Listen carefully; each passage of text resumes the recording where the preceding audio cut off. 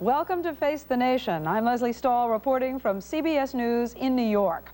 From the looks of it and the sounds of it, both candidates are going out with a bang.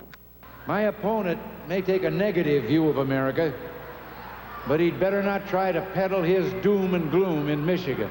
We can win this. Something's moving. I can feel it. We're on our way. Let's go get it. But from the polls, a one-sided picture, continuing signs of a Republican sweep. The big question now is whether it's just a presidential tremor or a massive nationwide earthquake that carries other Republicans and conservatives into office. Yes, Truman. If so, what can we expect from the next Congress? We'll ask a leader of the new right in the House, Republican Newt Gingrich of Georgia, and the head of the Democrats' campaign committee, Congressman Tony Coelho. What about the South? Are we seeing a demise of the Dixiecrats and Yellow Dog Democrats? We'll ask two political reporters, Molly Ivins of the Dallas Times-Herald and Chuck Alston of the Greensboro News and Record. Is the old Democratic coalition in the Northeast crumbling too? We'll ask Richard Gaines of the Boston Phoenix. Ronald Reagan is determined to put killer weapons in space. And a look at the best and the worst political commercials of the season with Professor Kathleen Jamieson. 1984, will the Republicans take over? An issue facing the nation. From CBS News election headquarters in New York, Face the Nation with White House correspondent Leslie Stahl. IBM is pleased to sponsor these Face the Nation broadcasts, which give you, the viewer, an opportunity to hear and evaluate varied opinions on the issues of the day.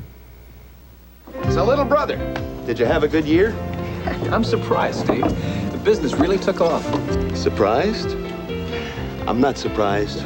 Remember when everyone else had a regular lemonade stand? You had lemonade on wheels.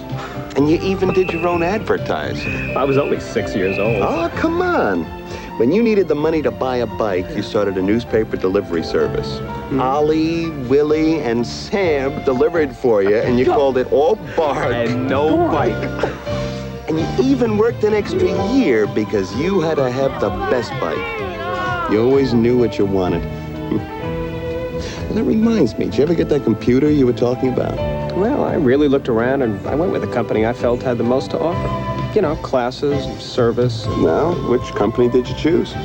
IBM. IBM. It figures.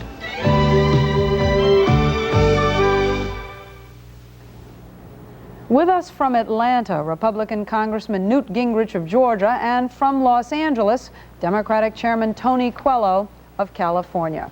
Chairman of the Congressional Campaign Committee, Congressman Coelho, has the Democratic Party lost its appeal? No, it hasn't at all, Leslie. I think what we're seeing this year is that you have the Democratic Party in control of about 37 state houses and the possibility of picking up another. You have the Democratic Party having 45 members of the United States Senate and good chance of picking up 3 or 4. Democratic Party in the House with substantial, overwhelming control in the House, and will do very well in the House. The worst we'll do is lose 10 seats, possibly still picking up a few. So we're in substantial control. We haven't lost anything. We're moving on. Now, you say you're going to only lose 10 seats in the House of Representatives, but there are polls out this morning that say that the Republicans are on television with a massive television campaign blitz that's trying to make Ronald Reagan and the Republican Party synonymous, and that there's a considerable number of people who think that's going to succeed and that you're going to lose many more Democrats because of this. Well, those people have been saying that for years, Leslie, but let me just address those TV ads first off. Those are illegal ads. They're directed in campaigns where the Republican Party is already maxed out. It's a lie-and-buy effort at the very end that we went to court to try to stop, but a technicality, we can't get it stopped. But it's that type of tactics that the Republicans use all the time to try to circumvent what is really taking place. Yeah, but they're not going to pick up, we know that. Beside that, you don't think that the American people are linking Reagan and Republicanism? There are polls that suggest that's true, and that it's going to begin, his coattails are going to begin to sweep other Republicans into office with him, and that you're going to lose or at least the Republicans will gain an ideological majority in the House? They're going to pick up enough Republicans to do that? Well, Leslie, I have trouble finding out where they really are when they say that. 2 weeks ago, they were saying they'd pick up 40 seats in the House. Then I've heard that they said that they'd pick up 25 seats. And now I've heard they're saying they're going to pick up 15 seats. I'm not really sure where they are in this whole ball game. I have said consistently that we would not pick up more than 7 or 10. We would not lose more than 7 or 10. That's where we're going to be in that ballpark. I predict that's what's going to happen. We're going to look good on Tuesday night. Let's talk to Newt Gingrich, who's down in Atlanta. He is a member of the New Right coalition in the House. And as I've been trying to say to Congressman Quello, there are signs this morning that in fact a lot of Republicans will be swept into office and that conservatives will have a majority. What kind of programs, what kind of policies will your group be pushing in the Congress, assuming you do get that majority? Leslie, first of all, let me say that I think that the polls we've seen, including, I understand, a New York Times poll that shows for the first time in my lifetime a clear plurality now voting for the Republicans on the basic ballot of are you going to vote Republican or Democrat for Congress, means that we are almost certainly going to do far better than Tony Quello wants us to. I think we're going to gain well over 20 seats in the House.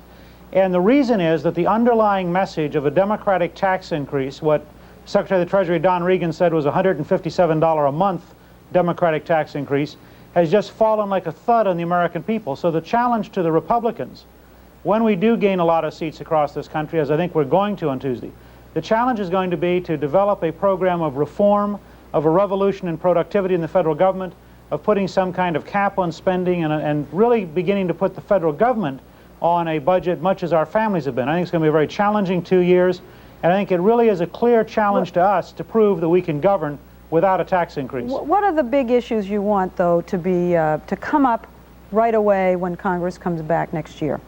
Oh, I think the president has to come in with a dramatic budget proposal. I think he has to come in with a challenge to the Congress to work with him on a bipartisan basis to make it possible for the American people to have a government that does not raise their taxes. When you come down to it, the real challenge to every elected politician the morning after the election is going to be to look at the reality, the Walter Mondale campaign promising a massive tax increase, arguing fairly and honestly for the welfare state he believes in and saying, let's raise taxes. Ronald Reagan ran and promised he would not raise taxes and talked about an opportunity society. Now, the challenge to us on both parties, once the American people have spoken, and I think every evidence is they're going to vote massively against the tax increase, how do we then develop programs on health care, on education, on defense that allow us to govern without a tax increase? What about your social issues, abortion, school prayer? Are you going to be pushing for those right away? I think clearly that the American people want the right to have, and let me emphasize, voluntary student prayer. No one in this country wants local politicians writing prayers, and I think in that sense the social issues have been grossly exaggerated. When I listened to Mondale's B'nai B'rith speech, frankly, I agreed with most of what he said. No one wants a local politician writing a school prayer. All right, let's have Tony Quello come back into this conversation. Congressman Quello, if the Republicans pick up an ideological mandate in the House of Representatives, what kind of programs and what kind of fights and what kind of battles will we be waging next year? Well, Leslie, first off, I will respond to Newt on his tax increase and say that, Newt, I'm going to help lead a fight to make sure that we Democrats will never vote for an unfair tax increase that Ronald Reagan will be proposing in 1985. When he was in the governorship in California, when he got going for his re-election, he said his feet were in concrete. He'd never support a tax increase or never vote for one. And then he announced one, and he said, that sound that you hear is the cement cracking at my feet. Well, you're going to have a lot of cement cracking at his feet if he's reelected, and you're going to have to pass it yourself, Newt, and you're going to have trouble with this administration because you'll never vote for one. He'll be begging you for one, and that's going to be an interesting fight. I'm going to have fun watching it because we're not going to be there with you. Newt Gingrich, respond to that. Let me respond for a second. Tony said two things today that tell you a lot about what the Democrats have been doing this year. He said, first of all, we're running illegal ads, and then admitted that when they tried on Friday to get a judge to agree with him, the judge said, no, the ads are legal. So it's just baloney. He said, no, wait a minute, Newt, first off, no, Newt, Tony, first off, the judge Tony did not answer that. say, We'll come back to you. Okay. The judge did not say they were legal. I mean, let's he didn't agree with you that they're illegal. The American public They did not. All right, First off, the judge said that he didn't have time to go into it. The legality was not questioned. The Republican Party admit that they were doing them. Let's get back to the taxes. The second point is this. Tony has a presidential candidate, Walter Mondale, who publicly has promised to raise taxes. I have a presidential candidate who, as late as yesterday, in Arkansas for Judy Petty and Ed Bethune, said flatly he will not raise taxes. Now, Tony can't live with the difference, and so he's trying to say that my presidential candidate, Ronald Reagan, will do what, in fact, his presidential candidate, Walter Mondale, has absolutely promised to do. I don't think he will. Tony Quayle, you get the last word. This is, we're coming to the end. Let me say that in 1982, the Republicans raised taxes. In 1983, the Republicans raised taxes. In 1984, the Republicans raised taxes. And in 1985, you're going to see the Republicans raising taxes again. We in the House are going to be there to make sure that they're fair and that they're not unfair tax increases like we've had every time before. That's the story of this election. Gentlemen, thank you very much, both of you, for being here on Face the Nation, and we will be right back.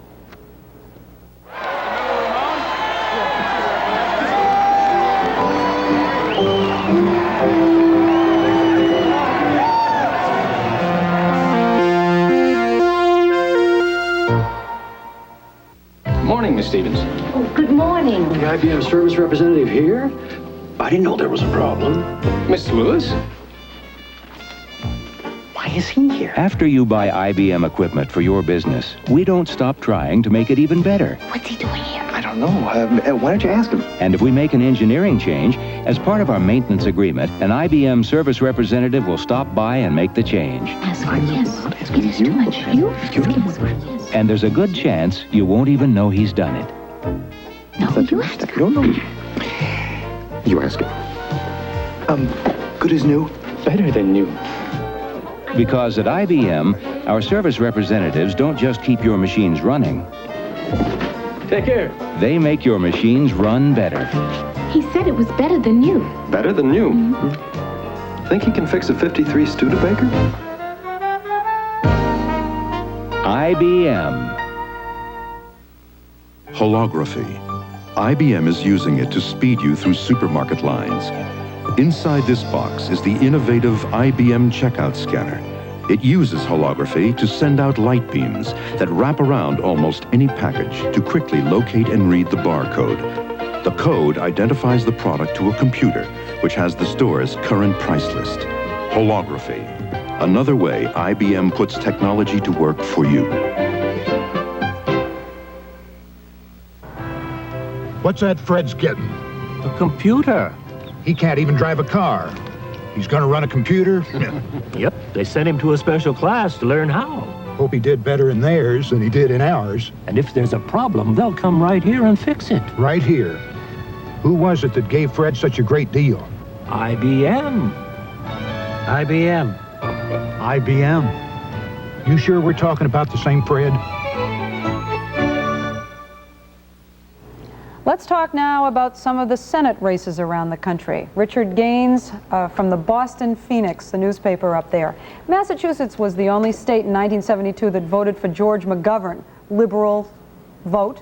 And now we hear that a very conservative Republican could become the senator from Massachusetts. What is happening up there? Well, a couple of things are happening that explain this. First of all, Ray Shammy, the conservative Republican, knocked off Elliot Richardson, a classic aristocratic Republican of moderate politics in the primary. And Shammy has been tapping a tax cut fever that has driven the Massachusetts economy to the point where there is no unemployment to speak of. And he's appealing to the self-interest of people who are realizing prosperity for the first time in a long time, and they like it. And his opponent is John Kerry. John Kerry is he going to win or lose, or where well, is John Kerry is seen as having a moderate lead at this point. Kerry is a former leader of Vietnam veterans against the war, and in that sense connects Massachusetts very tightly with the 1972 election and George McGovern. And moreover, Kerry is a Gary Hart type candidate. He's very much a yuppie and appeals to the cultural distinctiveness of Massachusetts. Is Massachusetts moving to the right? Massachusetts is moving to the right to the extent that John Kerry has not adopted Walter Mondale's position on a tax increase and has vowed that he would not vote for new taxes to close the deficit. Okay, let's go look in Texas. Molly Ivins of the Dallas Times-Herald. The Senate race down there, Phil Gramm, who was a Democrat, he was one of those conservative boll weevils, switched parties. And I gather he is ahead in that race. What's happening? The polls say that Phil Gramm, the former Democrat, should easily beat the young state senator from Austin, Lloyd Doggett. Most people who know Texas politics think that Gramm is ahead in that race, but you don't find anybody who's willing to put money on it. It's not a betting year.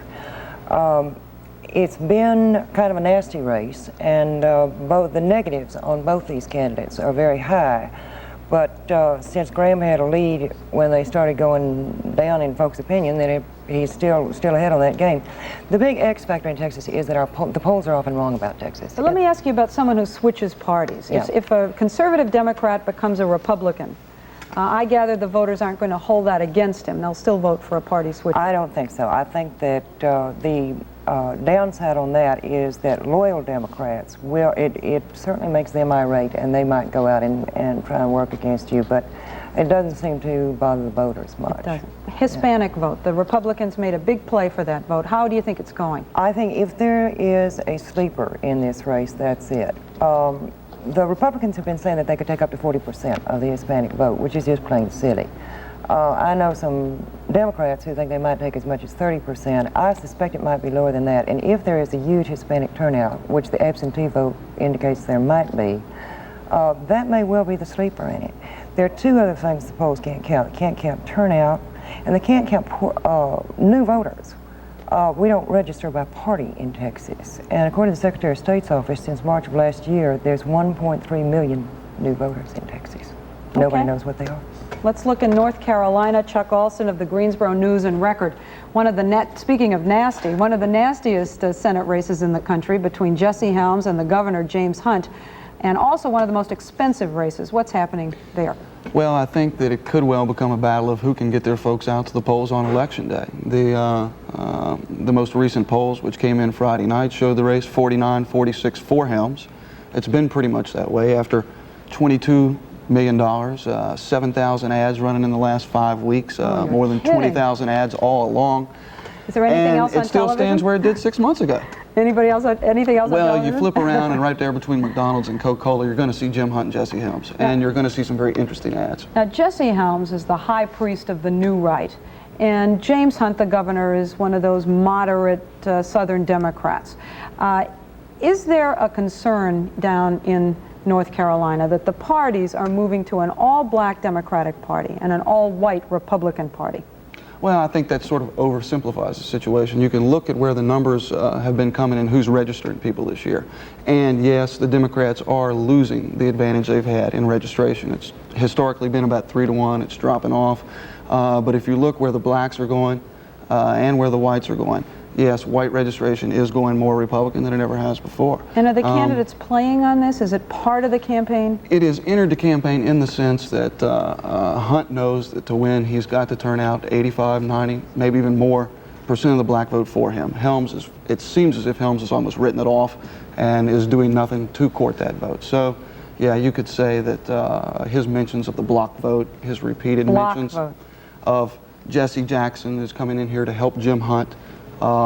Those type of things could very well stir a white backlash on Election Day.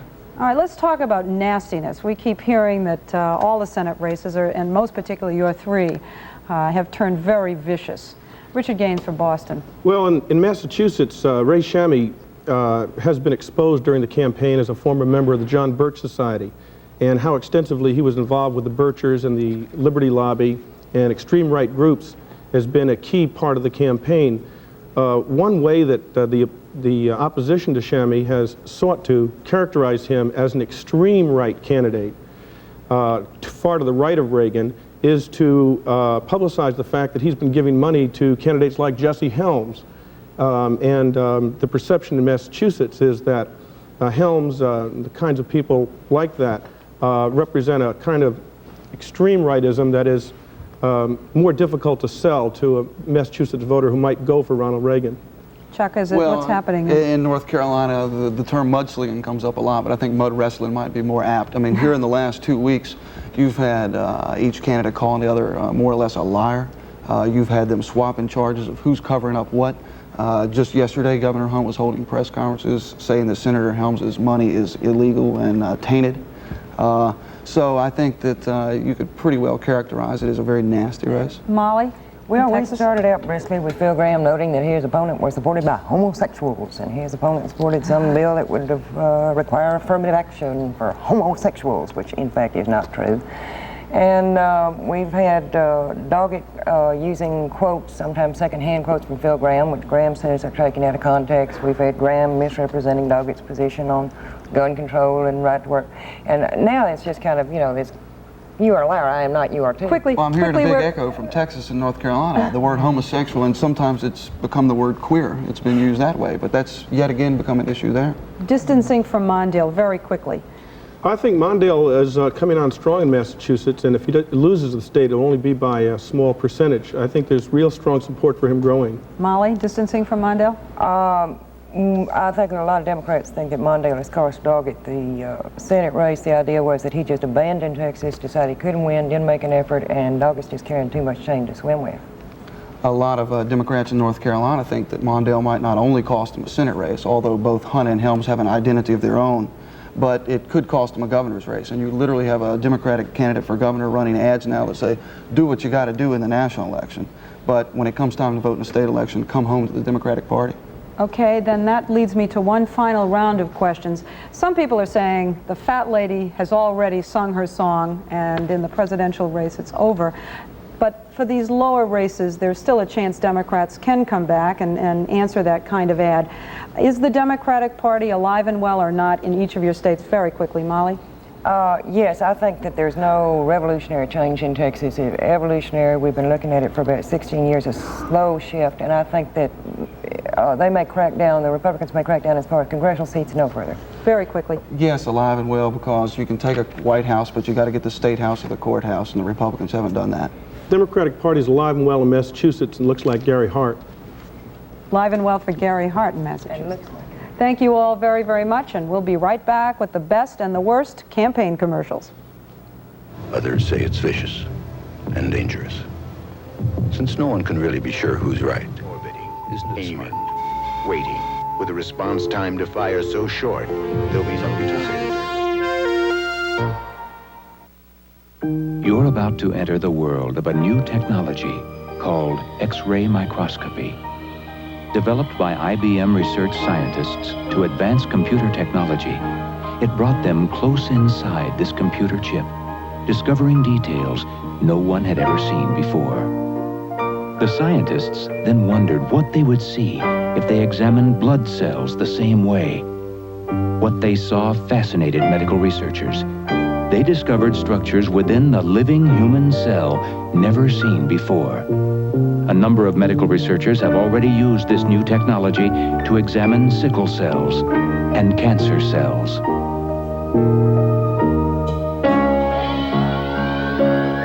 X-ray microscopy, an example of how IBM research can contribute not only to business, but to life itself.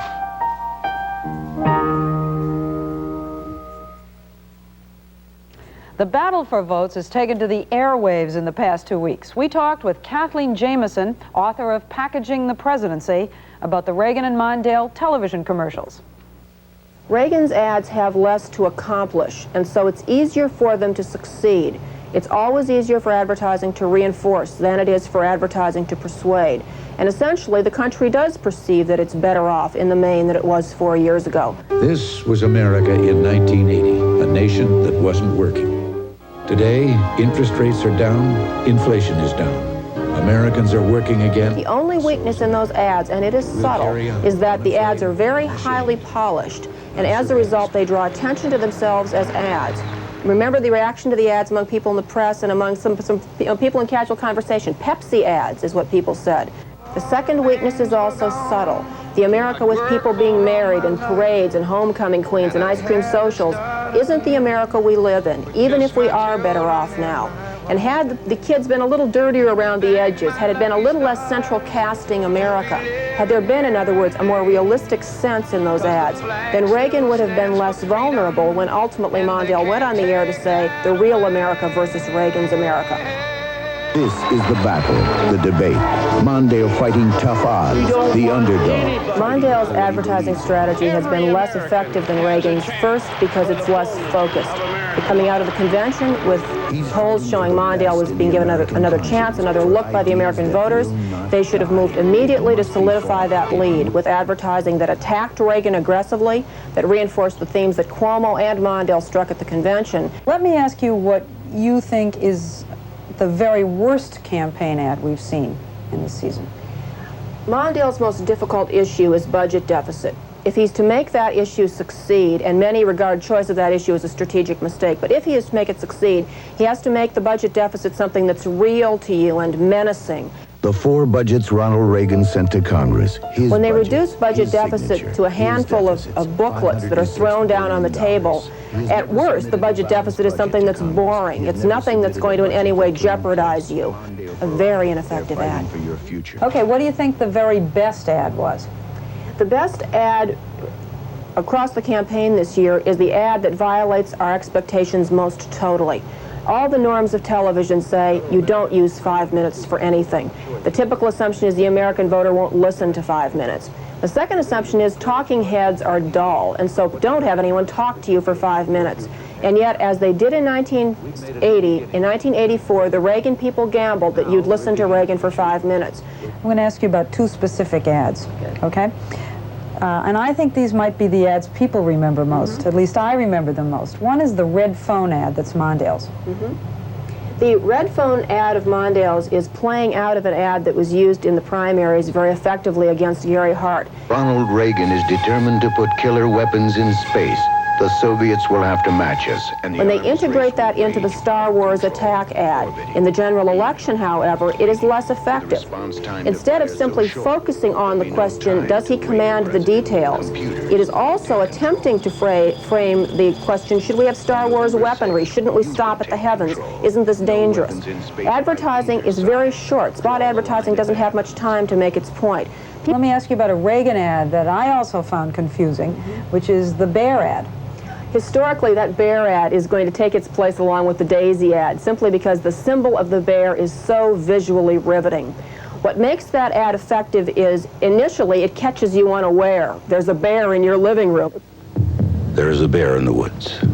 For some people, the bear is easy to see. The bear ad drops your defenses completely because you think it must be a Grizzly Adams promo, or it must be a promo for a wildlife association, or maybe don't start forest fires.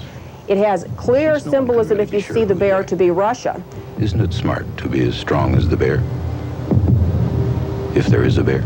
If the bear is Russia, and you say if there's a bear, you're positing a very strange universe in which Russia has just disappeared somewhere midway through the ad. This ad is provoking dinner table conversation. That makes, I think, for a much healthier political environment for both Mondale and Reagan. I'm Leslie Stahl. Have a good week. Face the Nation has been sponsored by IBM.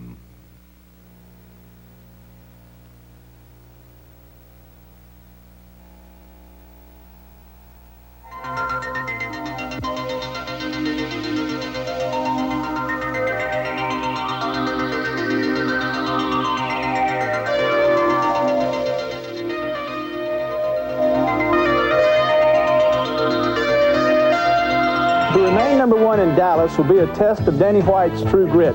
See the Cowboys against the Giants among